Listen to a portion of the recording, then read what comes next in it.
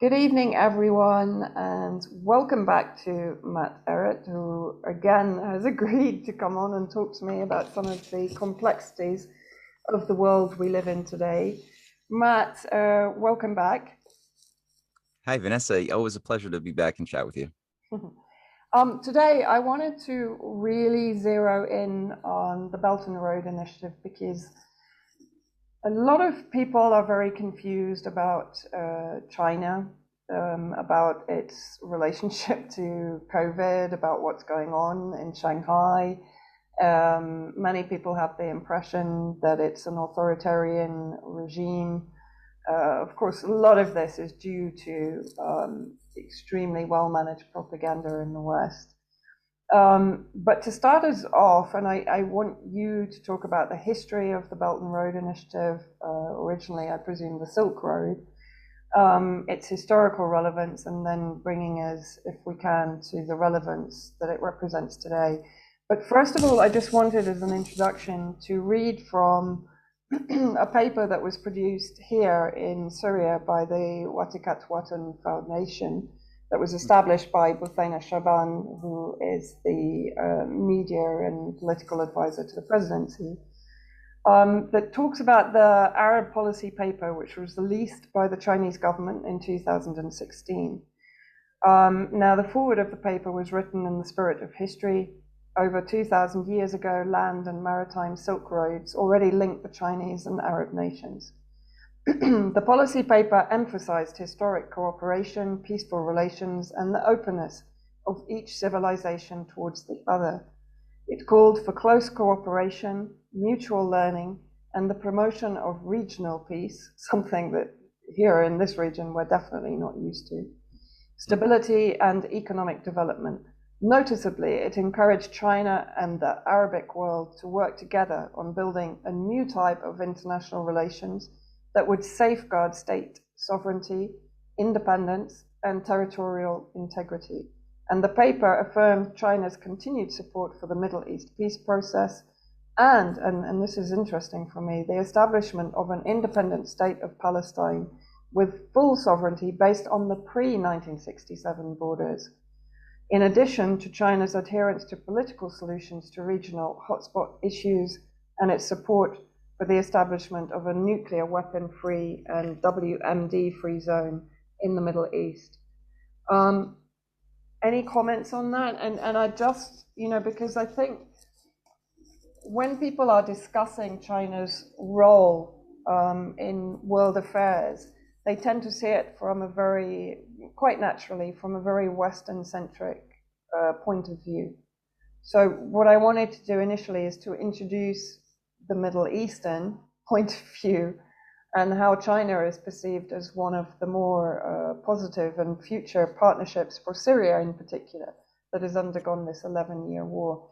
Can you give us some background to the Belt and Road Initiative and just Yeah, bring us forward to today?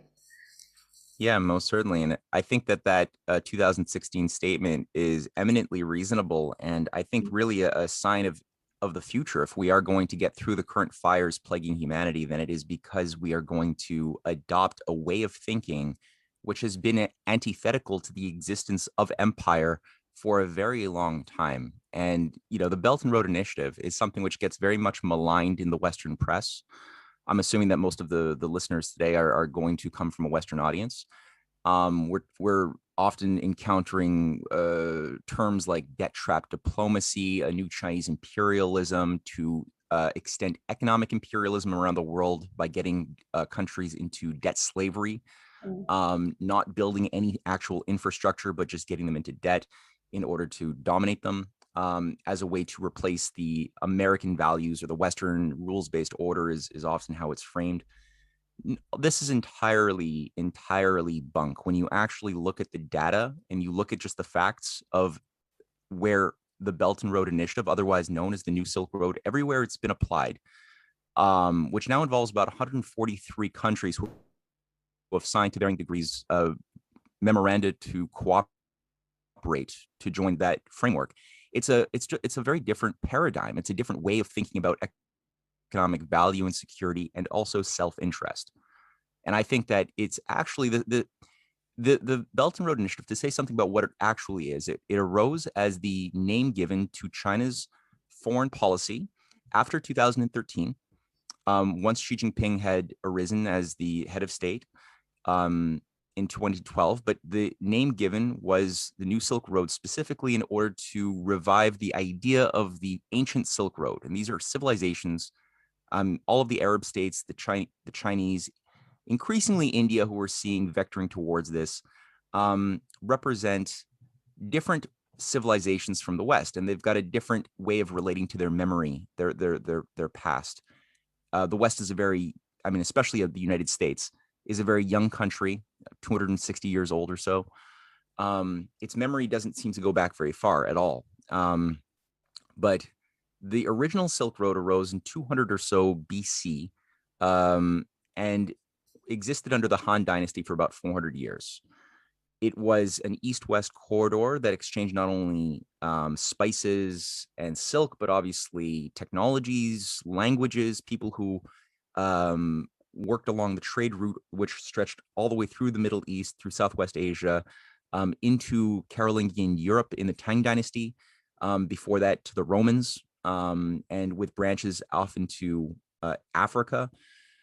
Spoke many languages. You had a much expanded, a much greater idea of the world around you that made it more difficult when you had understanding of your neighbors, different cultures that you were constantly in communion with. It was much more difficult to instigate a clash of civilizational wars. You know, those things work best when people remain ignorant to their neighbors. And when you're ignorant, there's more fertile soil in your imagination to become afraid of the terrorists or, the other, which is a precondition again to launch things like the Crusades, for example, which was just a disaster in human civilization of injustice, or the more recent age of regime change wars, East versus West, or West versus East. So the Silk Road idea had so many points of gain, of benefit, that united all the different civilizations. And like I said, it had two different incarnations. The one in the Han Dynasty period, it collapsed with the Han Dynasty when China went into a period of relative chaos, after 200 Common Era. And it had a revival around the Tang Dynasty in 680 Common Era. And it petered out at around 900 when the Tang Dynasty collapsed. The Song Dynasty just went inward, tried to preserve itself from a lot of international antagonism. The world got much more crazy, and so China's foreign policy was disrupted. And the Song Dynasty was a good dynasty. It was a Renaissance dynasty, but at the same time, when the world around you is nuts, there's not much that China could do. There was an attempt to revive it again with the 1420 voyages of Admiral well, there were I'm forgetting his name all of a sudden, but there were these 1420 voyages of the Chinese fleets, which were much bigger than any fleets that the European powers were able to do, even including in Columbus's time. That voyage and created trade corridors with Africa. Much of that was maritime, like the maritime component of the Silk Road. But something happened. We don't know fully what the story was. China had that policy sabotaged. All of their boats, their massive ships and galleys were turned into kindling wood for fuel, and might have had something to do with the Mongol invasion. Okay. Who did that? I mean, who destroyed That was, it? I believe it was the Ming Dynasty period.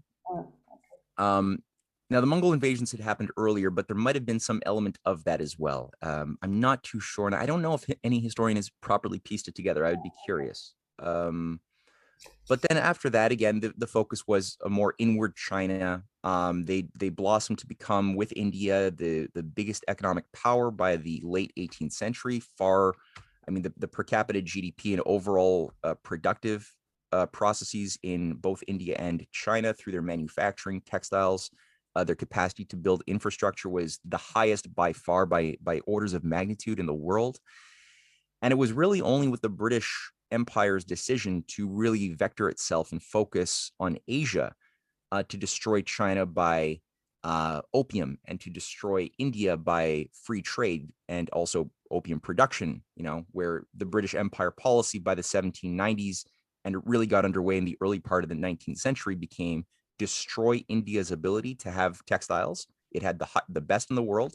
Mm. And, you had tens of thousands of Indian specialists of workers who had real skills, who had their hands cut off so that they couldn't operate their machinery. The British destroyed the machines and then ensured that the British Empire in London would have the monopoly globally of manufacturing, and India would be allowed to produce primarily opium. That would then be flooded into the Chinese markets, again, both managed by the same British free trade agreements that were also, trying to kill the Irish as a part of their, the fact that they had a history of belligerence and a love of freedom that had to be also crushed. So the British Empire had a global scheme internationally. It was a real devious thing. And China suffered. They went into the century of humiliation. This was done with the help of British fifth columnists inside of the United States around certain key families that were loyal to the British Empire and were willing to, kind of like the Nazi stay-behinds after World War II. There were these British imperial stay-behinds inside of the United States who acted like patriots, but in fact were always loyal, and were always intent on destroying the USA from within. And this is what became the basis of Wall Street, the Wall Street banks that were always connected as a junior partner to the City of London. And they managed the opium wars, or the opium trade, as well as the slave trade, for the 19th century. Mm. And China, they had the 20th century, which was again an age of empires and unnecessary wars of manipulation all around them. You luckily had a Lincoln admirer named Sun Yat-sen who was studying in the United States and was able to bring back the best principles of the United States to China in 1911. And that became the basis upon which China had their first real Republican revolution, and the ouster of the hereditary orders of the Manchus, Mm. or not the Manchu, the Qing dynasty. The unfortunate thing, though, is again there was never a coherence. There was a battle between Sun Yat-sen. Well, Sun Yat-sen was a real statesman, but he died too soon. He died by 1926. I think he had liver cancer, and he was brilliant. But the people who took over for him were very little people who were not qualified to manage anything like Chiang Kai-shek. And very quickly, China fell into civil wars, utilizing warlords, the same power structures that had gotten a lot of their power off the age of the opium wars, working with the British. They didn't disappear. And China has been working to find its true identity once again, its ancient civilizational role as a leader. I think what we've seen, especially with their management of the healing process after the Cultural Revolution, which was a big self-mutilating disaster for many Chinese. Mao died. The Gang of Four who managed much of the Cultural Revolution were put in jail by the other faction in China that had represented, I believe, more of that Sun Yat-sen, Lincoln pro-industrial spirit of development, and that was centered around people like Zhou Enlai and Zhou Enlai's prodigy Deng Xiaoping. And they recognized that they needed to have industrial power, but at the same time, they had a lot of poverty. They like I said, self-mutilated for a decade under the Cultural Revolution. So how did they heal from that? The policy became, well, let's accept this program that Henry Kissinger is trying to send us regarding, Kissinger's designs were, okay, we're going to open up China. China will become the sweatshop cheap labor zone of the world. We are going to now deindustrialize in the West. We're going to live in a post-industrial society where we will become consumers in the Western part of the first world. China will become the second world. So they'll always stay kind of too poor to ever produce for themselves, but they'll have just enough power to eke by, to just get their noses above water. And that will be their forever model, right? Coastal sweatshops that export cheap stuff to the West. And we don't do any of those things ourselves that we used to do. So nobody will really have true economic sovereignty in the Kissinger model of the world of haves and have-nots. And of course, then you also have the African darker continent, which would be the third world. This is where this first, second, third world formula came into play. And they will be the forever dark age. We're going to not even let them have sweatshops. That would be too much for these dark people. We're going to just use their land for raping the resources using Western cartels. The heirs of Cecil Rhodes and De Beers and all of these things will be what manages the extraction of wealth from Africa. Well, we maybe give them some guns to kill each other so that they're too busy fighting each other. And we'll make sure that any type of nationalist leader like a Thomas Sankara or a Lumumba who rises to power will promptly use our CIA or other operations to assassinate or overthrow them. Lumumba got that treatment. Nkrumah did too. So did many others. And so first, second, third world. The Chinese, fortunately, with the Gang of Four in jail, had a slightly longer patient approach to historical cycles than even Kissinger, who did think long term. He didn't, I don't think, have that same way or appreciation for the Chinese mindset, which thinks in 1,000-year cycles of civilization, right? They don't think in terms of centuries even. Like at one point, Kissinger asked, I think it was Deng Xiaoping or was it Zhou Enlai in a meeting? It might have been Zhou Enlai. And he asked them, so what are your thoughts about the French Revolution? Because Zhou Enlai had a sort of penchant for geopolitics and history. And Zhou Enlai answered Kissinger saying, well, it's too soon to tell. Brilliant answer. Yeah, it's great. So this is the thing, like there's been now a 40 or 50-year process of healing in China. The four modernizations of Deng Xiaoping were, I think there was a fight in the 1980s about what would be the characteristic of the four modernizations. Would it be premised around the Club of Rome and the World Economic Forum, which had wanted to bring in a fourth industrial revolution logic under a bunch of Western trained stooges? Like one key person was a George Soros agent who was brought into, he was made the premier of China in the 1980s, and then he became the secretary general of the Chinese Communist Party, and his name was Zhao Ziyang. And he was heralded as the Gorbachev Yeltsin of China. Again, he co-ran a think tank with Soros, and he gave a speech with David Rockefeller in '84 called on the Fourth Industrial Revolution for China, which was all premised around the idea of keeping China an information-based society with just technology used for purely sweatshops and otherwise just the management of the people, and nothing regarding the internal development of the nation. It would all just be coastal. You just have a few billionaires as like a local encrusted oligarchy with their mafia system. And you would have Western powers like the IMF, managing the behavior of the private central banking system, which was supposed to be created in the 1990s under Zhao Ziyang. The thing was, Zhao Ziyang was ousted. He tried to create a color revolution. This is right after the Philippine color revolution funded by Soros and Mark Malloch Brown had effectively overthrown Marcos Sr. and installed Coriano Aquino. This was, again, the first modern color revolution funded by Soros. And they wanted to do it again, but under a slightly different way in Tiananmen Square. And they set the stage very well to have Zhao Ziyang come out of this as the hero who would become the man who would restore order, the man of the people.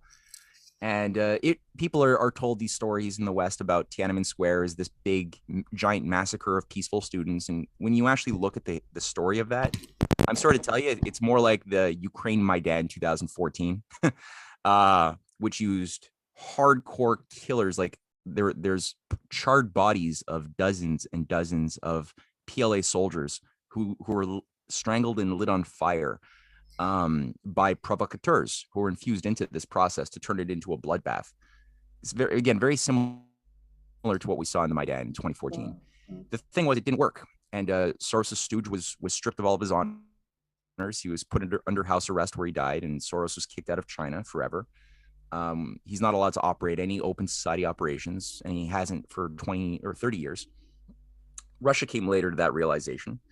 And so the 90s were difficult because, again, Soros was working again as a currency speculator, conducting economic warfare on China directly, but also on China's neighbors. And China first unveiled this idea of a new Silk Road in 1996 at a major conference in Beijing.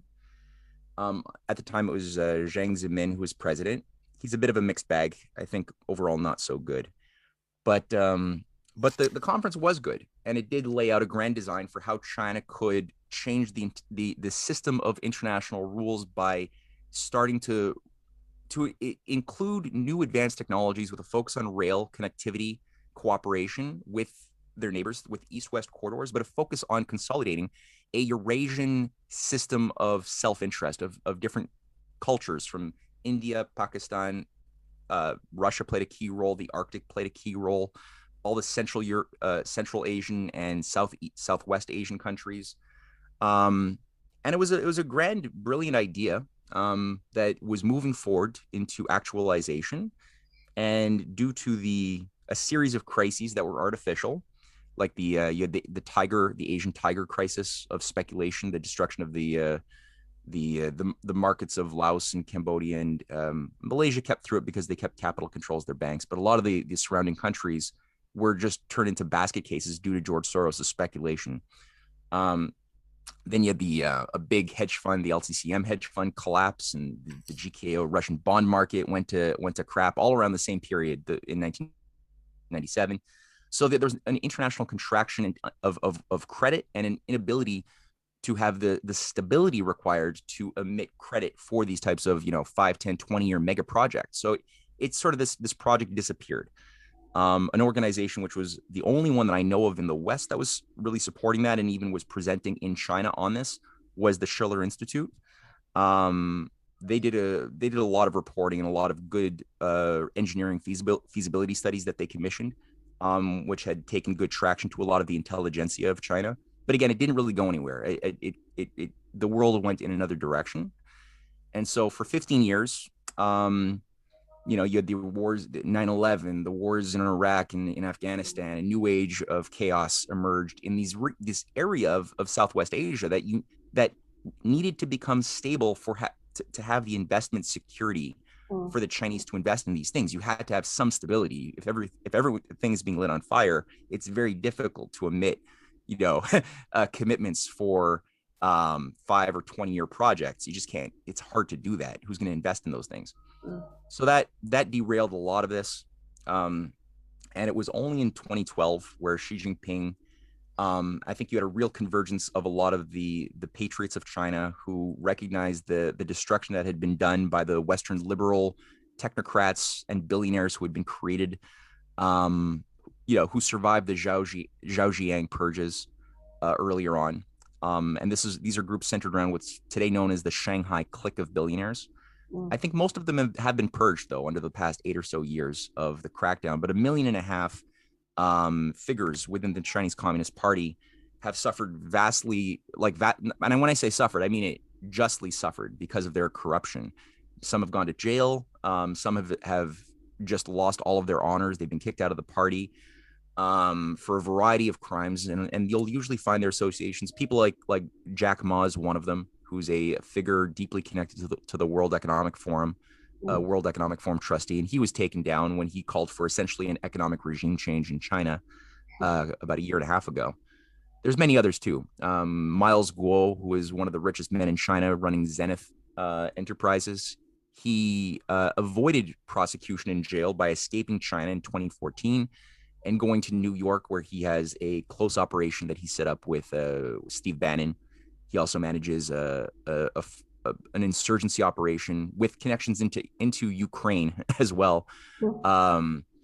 That calls for he's got a new constitution for China, for the People's Confederation of China, or whatever it's called. And he's sung a really cheesy national anthem himself. He's a big ego.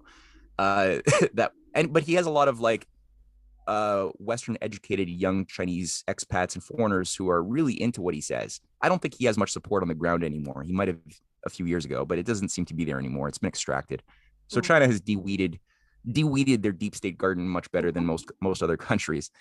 And again, when Xi Jinping called for the Belt and Road Initiative with a maritime and land-based component, in I think it was Kazakhstan in September 2013, most people in the West, most geopoliticians didn't take it very seriously because they were stuck thinking about they were still committed to their unipolar age of, Anglo-American hegemony managing the world order forever, and as the end of history is concerned, right?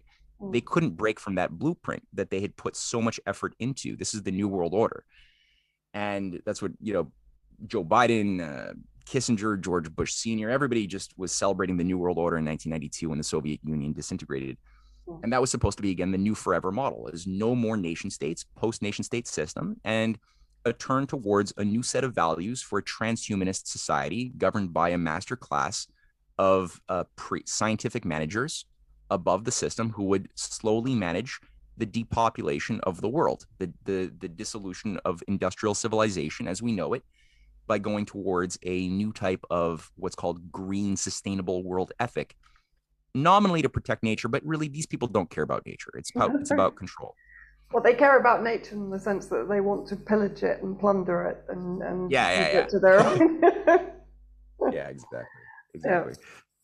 So yeah, that's been the thing now. So it's been now 8-9 years of the Belt and Road growing in a very creative, evolving way. Much of this, ironically, grew during the 4-year period that Trump was in office, was when China was able to recruit the most countries to the Belt and Road Initiative, because Trump was going for this America First policy. Even though he had a deep state lighting fires everywhere around the world, he was pushing to, untach the U.S. from NATO obligations, from the World Health Organization, which he, defunded. The World Trade Organization, he basically destroyed all of the treaties of the World Trade Organization by restoring protectionism. And he had this whole pro-China economic agreement with the U.S.-China trade deal that went into effect in January 2020, premised around the idea that China's growth model would be the absorber, the justifier for the rehabilitation of the U.S. manufacturing sector that had been destroyed by 50 years, especially NAFTA. That would then justify that. And so that was a multi-tranche deal where first tranche was going to be about, I think, $350 of U.S. finished goods would be then purchased by China. And that was going to be, again, a very, very important way of thinking about healing the economic destruction we did to ourselves since the days of Kissinger's, we're going to have the world of haves and have-nots, and that'll be forever.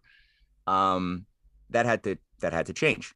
And Trump also had a program around that same time that he unleashed or announced for an Arctic development strategy with Russia as America's partner, premised around this building of a rail line that he signed an executive order from the lower 48 states through Alberta into Alaska that would have then created a new economic development strategy instead of militarizing the Arctic, which is currently the program of Biden and the whole, neocon freak cabinets of geopoliticians.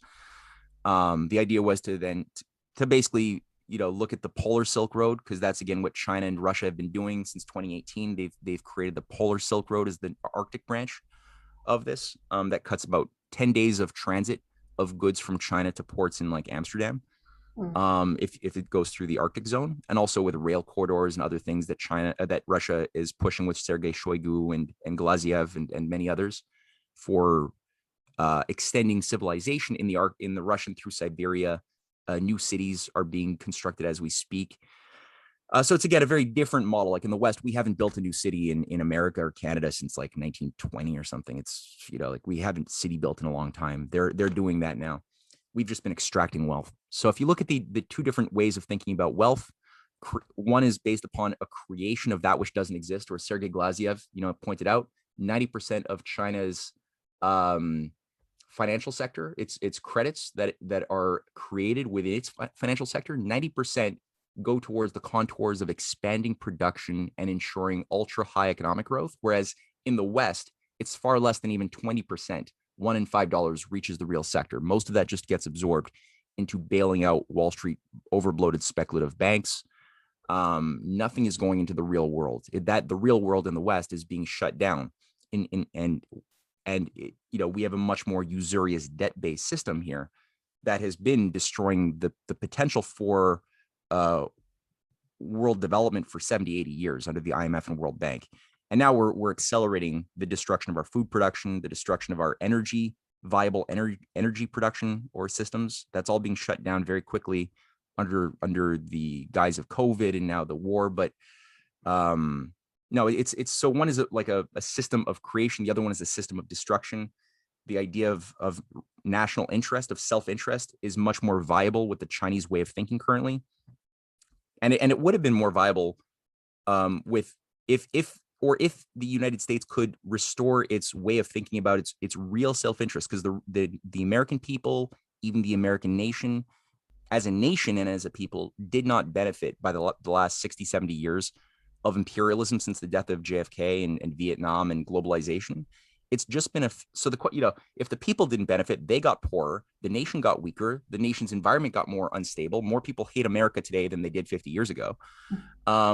So what benefited if it wasn't the nation state? It was this supranational, clique of oligarchs above nations who will use whatever they can as fifth columns within nations to either have the nations become an instrument of enslavement and war, or ultimately to destroy whatever is viable about the democratic structures of the world that we have them, whether in Britain or Europe or in the USA itself. And that's why they're afraid of what China is doing with Russia, with Iran, with other countries, especially extending these development strategies into the Middle East with a southern corridor, since there is currently a very active northern corridor, east-west connection from China to Russia, also a middle corridor that extends into the Caspian Sea with ports that then unload goods onto ships and then that reload them around Turkey that bring goods into Europe with other corridors. But now there's a new, real robust southern corridor with two different transit routes going from China's west into Afghanistan, Pakistan, with the Pakistan Economic Corridor with China that is really vital, that would connect into, like I said, Afghanistan, but also into Iran and then into Turkey.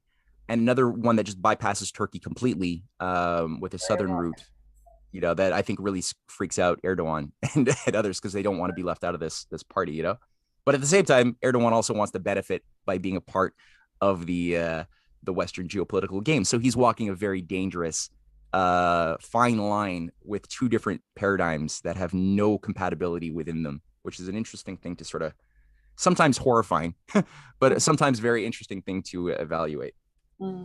Yeah, I mean, the southern corridor, of course, is I'm guessing you mean the Iran to Iraq through Syria and then into Europe, so bypassing Turkey.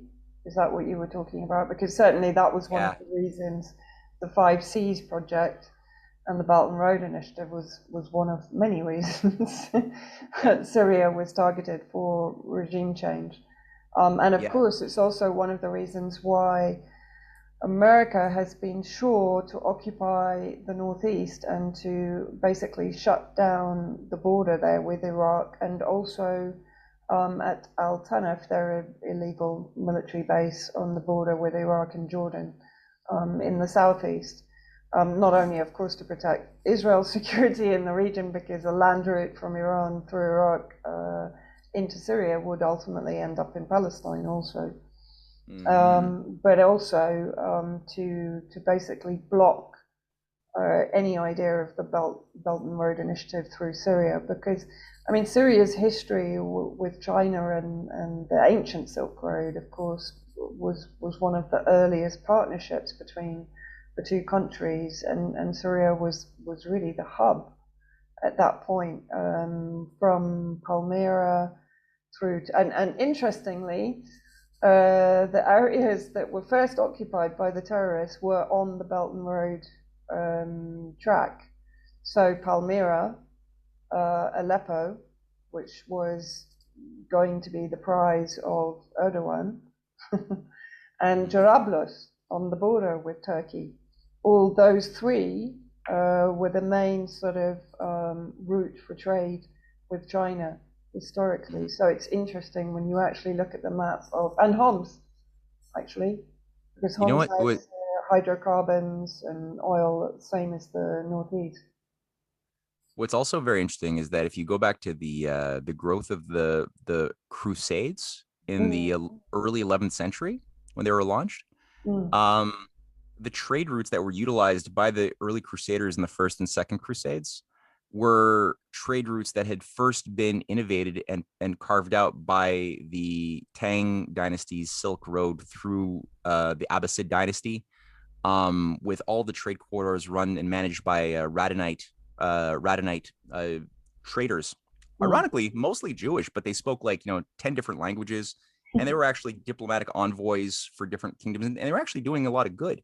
But they were all wiped out with the growth of the Crusades, which were again banker funded, Venetian funded Mm. operations to create a clash of civilizations where formerly in the Tang dynasty you had for about 150 years this wonderful ecumenical alliance around trade and cooperation between the Carolingian dynasty of Charlemagne, the Abbasid dynasty of Harun al-Rashid, who basically avoided the first clash of civilizations attempt, and also the Tang dynasty emperors of that day, who had Muslim warriors living in China who they invited in to help them put down a civil war in the 7th century, and who stayed there. That's why there's a big Muslim population in Western China because of this period. That's the And Uyghurs then. So that's then yeah, right. Okay. Okay, yeah, that's yeah, yeah, interesting.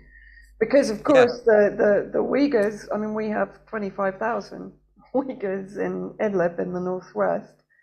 And I think that's interesting because we're touching on another one of the propaganda constructs in the West to criminalize China, which is of course their human rights record according to the West, versus the Uyghurs. So maybe we can talk a little bit about that. sure, yeah. I mean, people forget that China has had to deal with over 100 terrorist incidents since the West had 9/11. China had things going involving uh, massacres using knives, all being deployed by Uyghur terrorists, cars driving, killing 30 people in public markets, bombs going off. They had their own disaster, and on top of that, China does share a small border with Afghanistan, which was a hub of Western-backed, CIA-funded and trained terrorist operations going back all the way to Zbigniew Brzezinski's days of the Mujahideen, playing the Islamic card against the Soviets in the early 80s with Operation Cyclone. So this whole, growth of Al-Qaeda, of ISIS, is a purely Western political creation. This is not a religious institution. It's not a religious problem. This is not most people killed by these groups. I'm speaking to anybody in the West here who might be confused about this. Most people killed by ISIS, ISIL, Al-Qaeda, any other affiliate, Jabhat al-Nusra, pick one, right? It's mostly Muslims. It's mostly Muslims. So it's not a religious issue. It's geopolitical, and it's a cult creation issue. How intelligence agencies create radical ideologies in the form of cults and deploy them for geopolitical chaos operations. This has been going on since the days of the ancient Roman Empire. It's a refined tool and technique. You've got it in the West. You've got variants of Christianity that were used to deploy wars, terrorist acts against Muslims in the Crusades. You saw that again with Christians killing Christians, sometimes carrying out mass atrocities and genocides of innocents and children throughout the Protestant versus Catholic age of conflict, post Luther.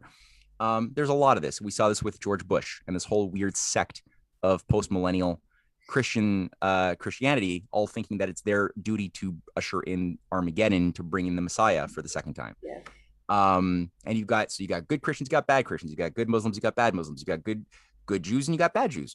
The question is geopolitics. You got to look at this question of empire and how it manufactures and shapes ideologies to get effects. That's really what this is about. Well, it's So the China's gangs had and their own, counter gangs, isn't it? yeah, gang counter gang, and then you Yeah. create little sub fights within the yeah, exactly, within the gang that you create. Frank Kitson talks about this, who Yeah. managed the Mau Mau uprising in Kenya. Mm. This is his playbook was used after 1954 heavily by Yeah. the CIA, by MI6, and other things. Mm. So yeah, like China has been dealing with their Saudi CIA funded, supported separatist groups in the West that utilize terrorist tactics that have a Wahhabite bent. And they've done it in a way which, since 2013-14 especially, involves no destroying other countries. They didn't have to destroy one single country to deal with their terrorist issues. They simply had to cut off all foreign funding of mosques and Qurans coming in from Saudi Arabia and other things. Yeah. They provided education facilities and camps. Yes, these are not concentration camps. Nobody is being killed in these things. Within them, you're learning trades, trade schools, skills, as well as civics and the Chinese language. So they're integrating the people into the broader Chinese culture, but they're not crushing their culture either. You'll also see performances of ancient Uyghur folklore, folk myths. They're still learning their native languages, including the same thing for the Tibetans. There's, you can go to there's more cultural centers now in Tibet than there ever were before the 1990s. And so there's most importantly, what you're also seeing is an increase of per capita GDP. People are able to have a better quality of life. Their longevity is increasing massively, much fewer infant mortality in both Tibet and Xinjiang because of China's long-term economic strategies, which involve even extending high-speed rail. There's 2 high-speed rail corridors in Xinjiang, and that's going to blossom massively. Many of these go out into the corridors of Southwest Asia as part of the Belt and Road of the South, as well as the Middle Corridor. You're, again, on every economic parameter you can look at, you have increased quality of life, longevity, lower instability. The terrorist acts have completely shut off. The Western funding, the CIA National Endowment for Democracy funding, has been cut off, and even places like Turkey, which have been used as part of the World Uyghur Congress basing of operations, because a lot of these expat Uyghurs who are part of the CIA operation to destabilize China, a lot of them have been based in Turkey, even though the World Uyghur Congress is German-based. And a decade ago, Erdogan was, calling for China's submission and condemning China for he's basically sounding like a CIA shill. That was still when Turkey's trade with China was only $2 billion. Today, it's up to $26 billion. And I think Turkey has also faced its own, I think Erdogan woke up one morning and he saw Saddam Hussein in the mirror looking back at him when, the Fethullah Gulen networks, that is another CIA operative based in, I think it's Philadelphia, in a massive estate, were activated, which is kind of like a Masonic cult embedded within the Turkish deep state, were activated to basically run a coup d'etat when he apologized to the Russians for having shot down a Russian airline or a military aircraft in Syria, killing the pilot. And he apologized, and he wasn't supposed to apologize. And he also made moves of interest to purchasing S-400 systems from Russia as well. But upon the moment that he apologized, there was the activation of the coup. I've seen intel that indicated that it was because of the Russian FSB that he was given foreknowledge and was able to stay alive throughout that coup attempt, and it was suppressed. But I think, realized just how disposable he was on the one hand, and I think he also started looking at that time at the Titanic that is the European economic model that he thought he wanted to integrate to, and he might have been promised all of these rights to become a little like Ottoman Empire, a new sultan for a greater Turkey under this new world order. But it was looking less and less likely that was going to be fulfilled. So he's been since, I think, playing a bit of an ambiguous game. On the one hand, still carrying out the support of terrorist groups in the north of Syria, but at the same time, you got this incompatible set of operations where he's now, he kicked out the head of the World Uyghur Congress, who tried to get off of a plane in Turkey, in Ankara, and he said, "No, get back on the plane, get the fuck out of here." And he, called for an integrated China to be protected from the NED. He's called for the CIA to stop funding the Western-backed rebels. Rebels. Why am I calling them rebels? Terrorists. And they got me. I just that was programming. That was like a George Bush stop the tyrannical bombing of Iraq. I mean, Ukraine. Yeah. But he's also got security deals now with Iran, right? The Iranian security has met several times with Turkey, and we're seeing a whole slew of things that are unexplainable if you don't look at this clash of these two systems currently at play, and what role will Turkey play a role? Will it have the eastern or the middle corridor? Will the north-south transportation corridor, which goes from Russia down through 17 states into India, it could easily bypass Turkey. It could just go through Azerbaijan and Mm. then into Syria, Iraq, Iran, and other countries. It could bypass Turkey completely. It doesn't have to go through Turkey. So you got all these different things, right? And Turkey's Mm-mm.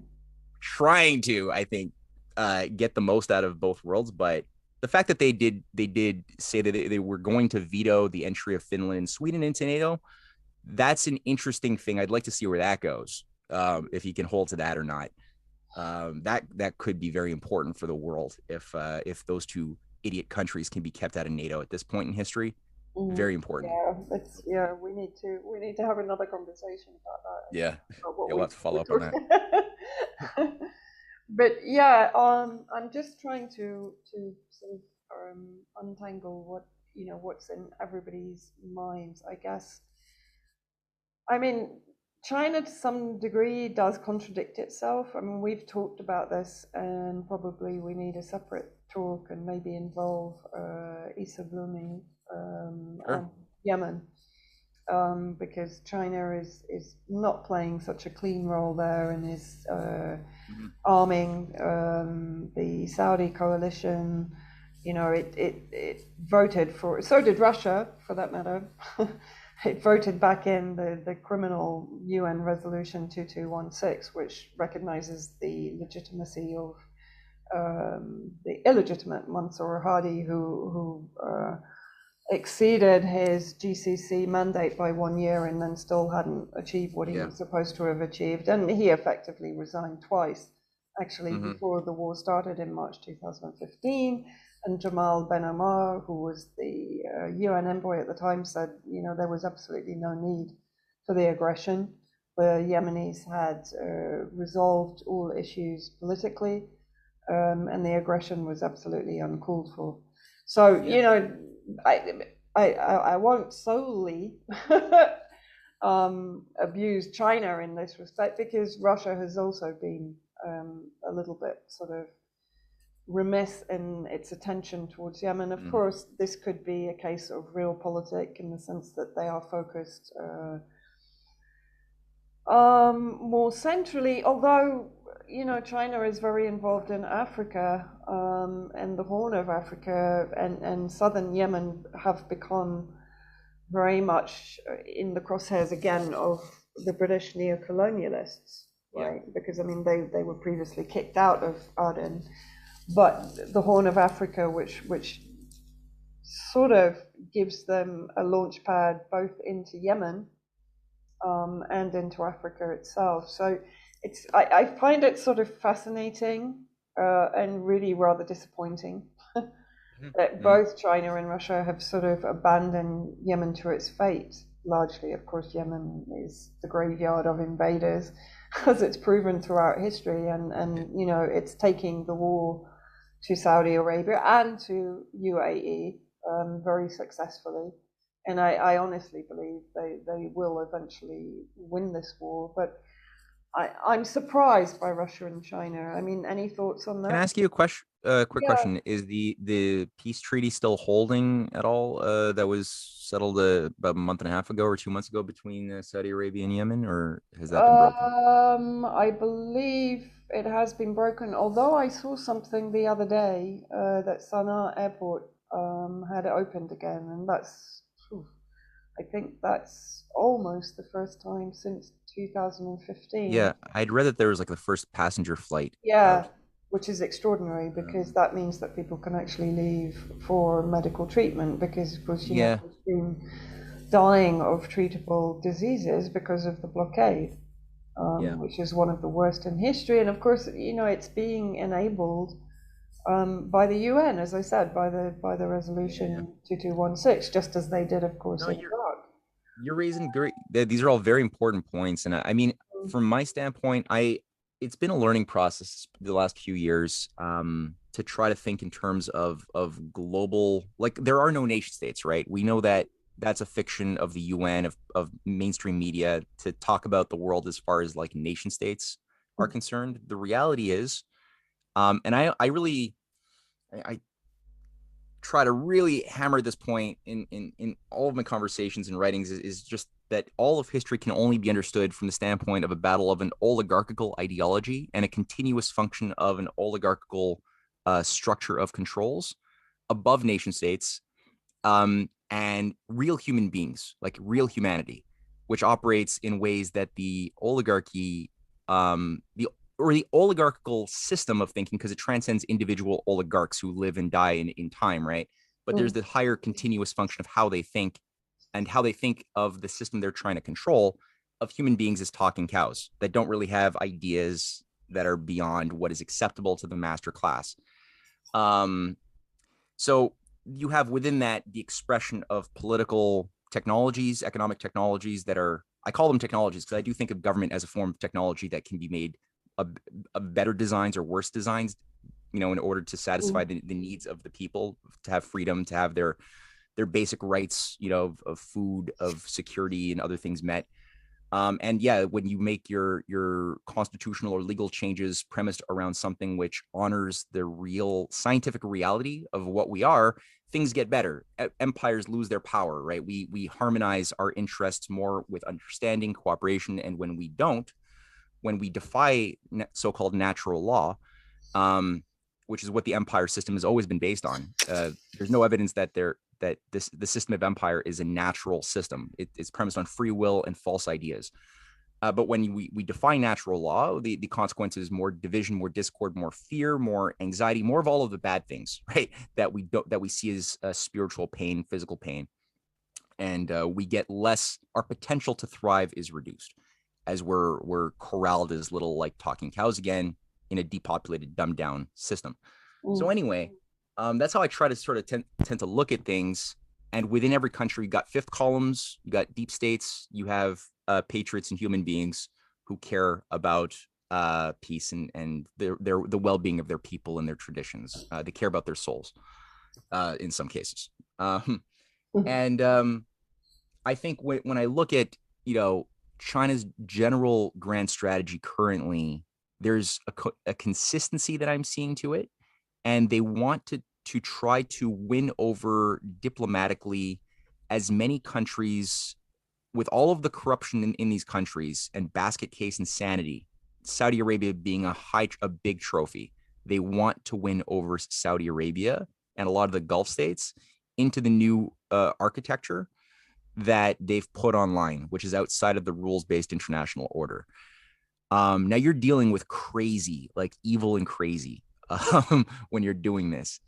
And the type of things and operations you have to negotiate with in the real politics, like real corridors of power, I don't fully understand because I'm not anywhere near that. I can infer some of it, they want to actually win over Israel. I know that too. I don't know how viable that is currently, but I know that there are good people in Israel who don't support what their government is doing, or on a multitude of levels, and who do want to have peaceful relations with their neighbors. They actually want that. I don't know how close they are to actually achieving political power, but I interface with better Israelis occasionally, who I know that they're there. Same thing for good Americans who really don't want their country to be, the battering ram of the world, the New World Empire center, and good British people, right, who all rallied around. I mean, there's a fight of real human beings in every country, is my point. And so, I know for what you just said about Yemen's strategic value it's very, very high as well, because they are right at the cusp of the Horn of Africa, and Ethiopia is the highest priority for China in Africa. It is the most independent country of Africa that has never been colonized by an empire successfully. They've got a very strong, independent-minded tradition. And as well, they're building the biggest infrastructure, like the Grand Renaissance Dam, which is a vital driver for an African industrial renaissance. And they have a security agreement with China as well, for China to protect BRI projects in Ethiopia, which is a vital stabilizing influence. And that could easily move just a little bit more. Some of the rail lines being developed, the Addis Ababa, Djibouti Railway, and others, could easily move through a tunnel. There's been engineering feasibility studies that have looked at building a tunnel into Yemen, and other things. Like, Yemen would become a hub internationally on the maritime and overland Silk Road corridors, as far as its strategic ports and hubs are concerned. it's wild how important it is. Mm. So yeah, I had to both get Saudi Arabia and other Gulf states on board the BRI and start cooperating and behaving, um, as well as do this other thing, is such a complex task, and it requires, I think, a bit of patience and taking a top down view, because if you just look at the myopic individual situations, Mm. it's hard to explain the level of injustice permitted by Russia or China in individual cases, you know. Mm. Yeah, So that's yeah. my approach anyway. Yeah, it's interesting. I know you've got to run fairly soon. Um, but let's try and end on a positive note, because at the Sure. moment we're we're kind of facing such a blanket universal chaos structure, right? That is being fueled by, as you say, the oligarchy class, the predator class. And there is more and more, for me certainly, this sense of an existential war. Um, and it is a little bit, even for me, it's we're going into the unknown, because we have no guarantees that a world governed, let's say, by Russia and China and perhaps India, Pakistan, Iran, South America, the Middle East, etc., right, as a non-aligned bloc, is, how is it going to pan out? But at the same time, if I look at it from the other side and think the Western-centric oligarchical class is going to win this war, then I'm giving up. So basically, like, I'm just putting my hands up in the air and just jumping off the Okay. nearest cliff, basically. Yeah. I hear you. I hear you. Well, it's very, I mean, they're definitely, I think that the cards have been laid on the table of what the oligarchical system is bringing to humanity. I mean, Mm. people have been ignoring it for a long time, but it's been really hard to ignore in the past 2 years, especially. So it's been a big wake up call for a lot of people, big learning curve. And it's pretty clear how to what degree of inhumanity their dystopic transhuman model for the way they believe humanity should be governed, how unnaturally satanic this thing actually looks. So it's gross. It's really gross, and I totally sympathize with your sentiment. If that's all that's in the cards, then not a lot to look out for. Yeah. That's dark age stuff. But you have this other potential Renaissance tradition of a survivors club, of different ancient civilizations who are more than nation states. They're civilizational forces. It's like this Katahan idea, um, which represents currently, luckily, have qualified leadership in positions of political power who are able to utilize the structures, the technology of their nation state systems to do battle. And they are doing battle currently. The tragedy for a lot of people in the West is that they've been so psychologically dumbed down and psychologically inoculated from the belief that the good is even possible. We've all been made pretty jaded, I think, through just years of hypocrisy and empire, Yeah. that it's even the proposition that the good could happen with political power is like, oh, you're a naive fool. I was like you when I was in the 60s, protesting, and I had hope. And then I learned how to, then I learned what reality is, just imagining just these, so many not corrupt, sorry, crushed baby boomers, who've just been through a lot. And it's hard to reconcile hope, reasonable hope, when you look at the evil. But I do see it. I mean, I see that there is, for the first time in history, a coalition of Eurasian powers doing what Zbigniew Brzezinski said must never happen, as far as a coalition of Iran, Russia, China, Yeah. under a common, not just a negative view of that they have a common enemy. They know that, but they also have a common view, positively, of like what type of economic paradigm is compatible with their individual civilizations and humanity at large, which is why they're always reminding, and China has reminded the West that they want cooperation with the West. If we are able to come back to our senses, they're like, look, we can make trillions of dollars on business deals. Mm. by building something real in the real world. You know, it's good for your companies, it's good for your poor, it's good for your rich, it's good for everybody if you don't go to war with us. But if you go to war with us, it's going to destroy everything. That's not real. That's not even going to be in your self-interest. So even like for Eastern Europe, Ukraine has a lifeline with China. China has been working very hard to keeping Ukraine economically sane in some way over the past few years, as well as Georgia and other Eastern European countries, by offering them to build infrastructure, by making them bridges and connecting points from Europe into Asia on the Silk Road. Um, Russia has done similar offers too for China's the basket case countries on China's periphery who are being used by the West to create a war or a conflict with China. Russia's been able to use their economic incentives in the Arctic, in the East, to bring in India, bring in Japan, into large scale energy and rail deals with on China as well, collaborating on developing projects of win-win cooperation on the Russian level, on the Pacific side. So you've got this, you know, China has talents, Russia has talents, Russia has weaknesses, China has weaknesses. China does not have a strong military capability. They only have one military base outside of their own country. They've got hardly, I mean, it's compare that to like, what is it, 1,000 US I was military just gonna bases? say, Yeah. what? And they don't do regime change. For when they have issues of radicalism, they're working. Russia doesn't have an economic sovereignty that's very strong currently. They still have a Western controlled, Mm. IMF directed central banking architecture that they have not been able to break out of, but they do have a very strong intelligence military capability that they deploy quite well.